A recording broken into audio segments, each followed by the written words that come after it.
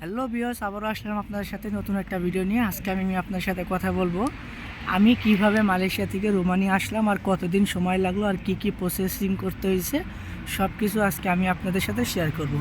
আশা করি আপনারা পুরো ভিডিওটা দেখবেন, আর আমার ইউটিউব চ্যানেল সাবস্ক্রাইব করবেন, লাইক কমেন্ট অবশ্যই করবেন। আর আপনাদের কিছু জানার থাকলে অবশ্যই বলবেন, ইনশাআল্লাহ উত্তর পাবেন বা অন্য একটা ভিডিওর মাধ্যমে সব কিছু জানতে পারবেন। আসলে আমি মালয়েশিয়া থেকে রোমানিয়ার জন্য আমি ফাইল জমা দিয়েছিলাম 23 সালে জানুয়ারি মাসে। 23 সালে জানুয়ারি মাসে আমি ফাইল দেওয়ার পর আমার দীর্ঘ অনেক সময় লেগে গেছে, কারণ তখন অনেক করা ছিল।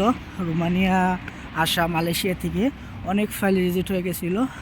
আমি যখন অ্যাপ্লাই করি, সাবমিট পেপার যখন করি, তখনই আমি দুইবার রিজেক্ট খাই, কারণ দুইবার আমার 2 মাস চলে গেছে এদিক।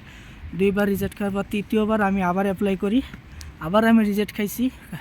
আমি টোটাল 3বার রিজেক্ট খেয়েছি। 3বারে আমার 4 মাস সময় গ্যাপ গেছে। এই 4 মাস যাওয়ার পর আবার আমি অ্যাপ্লাই করি। অ্যাপ্লাই করার পর মানে আমি নিজে অ্যাপ্লাই করিনি, আমার এজেন্টে দিয়ে আমি অ্যাপ্লাই করাইছি। তখন প্রচুর রিজেক্ট হইতো, অনেক বাস ক্রস করতো, কারণ বাংলাদেশিগো আনতে চাইতো না। কারণ কি, বাংলাদেশিরা করতো, এই দেশে থাকতো না। কারণ বাংলাদেশিরা এই দেশে আইসা 2 মাস 3 মাস থাইকাই টিআরসি কার্ডটা হলেই বা অন্য কোনোভাবে গেম দিয়ে ইতালি, ফ্রান্স, স্পেন, পর্তুগাল চলে গেতো। ওই জন্য এই বাংলাদেশিকে লাইক করতো না। আমি 3বার 4বার দেওয়ার পর, 3বার দিছে রিজেক্ট হয়ে গেছে, 4বার দেওয়ার পর আমার সাবমিট হয়ে গেছে। তারপর 3 মাস পর আমার পারমিটটাও হয়ে গেছে। টোটাল মানে জমা দেওয়াতে শুরু করে আমার পারমিট পর্যন্ত 3 মাস সময় লাগছে। কিন্তু আমি জমা দিয়েছি তো জানুয়ারি মাসে, তারপর আমার 3বার রিজেক্ট হয়ে গেছে, তখন 4 মাস আমার গ্যাপ গেছে, এই জন্য আমার সময়টা বেশি লাগছে। যাই হোক, তারপরে যখন আমার ওয়ার্ক পারমিট বের হয়েছে, ওয়ার্ক পারমিট বের হওয়ার পর আমার 1.5 মাস লাগছে ইন্টারভিউ ফেস করতে, মালয়েশিয়া এম্বাসি ফেস করতে। মালয়েশিয়া যে রোমানিয়া এম্বাসি আছে, সেই এম্বাসি ফেস করতে আমার সময় লাগছে আরও 2 মাস। সুন্দরভাবে ইন্টারভিউ প্রিপারেশন নিয়েছি, নেওয়ার পরে ইন্টারভিউ দিলাম। ইন্টারভিউ বেসিক কিছু প্রশ্ন করছে, তেমন বেশি কিছু প্রশ্ন করে নাই, বেসিক কিছু প্রশ্ন করছে, বাট খুব ভালোভাবে উত্তর দিয়েছি। পরের দিনে বিষয়টা পেয়ে গেছি।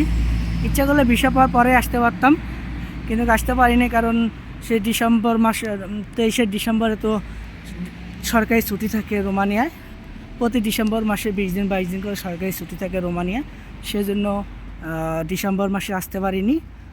তারপরে জানুয়ারি মাসের 11 তারিখে, 24শে জানুয়ারি 11 তারিখে ইনশাল্লাহ রোমানিয়া আশা করছি। আলহামদুলিল্লাহ এখন খুব ভালো আছি।